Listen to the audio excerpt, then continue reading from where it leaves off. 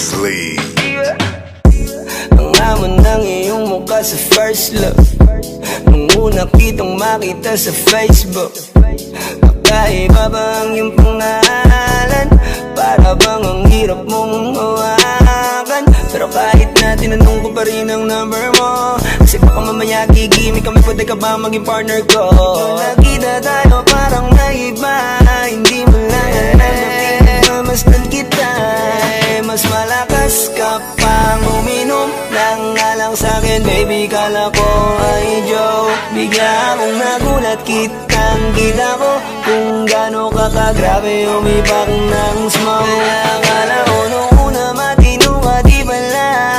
Akala ko ang sabi mo mag-isa ka, biglang may nagaya sa'yo, kaibigan mo pala. Para sumama to ayaw doon sa matanda.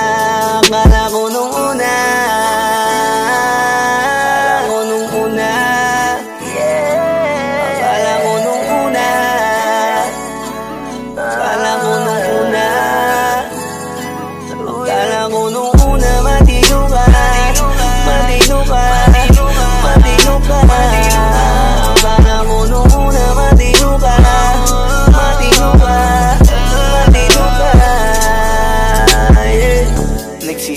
simula nang dumating ka, dapat hindi na lang na nakilala.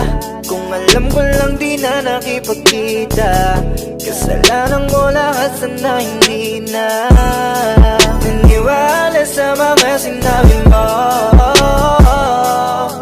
Wala sa iyong mukha, di ko inasahang magaling kang magtago. Malaman-laman ko ang dami mong nilalabot, minsan pang kakatawagan mo sa phone. Pag hindi ka na kontento, kikitain mo, tapos sasabihin mo sa'kin na wala lang yun. Huwag mo na akong paikutin, di mo mabibiktima. Huwag mo maiiputan, lumayo-layo ka na. Alam kong at alam mong isa ka sa kanila, dahil lang katapat mo lang naman ay pera. Akala ko nung una,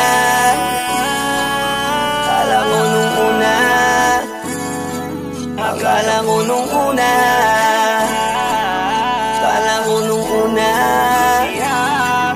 akala ko nung una, matino ka, matino ka, matino ka.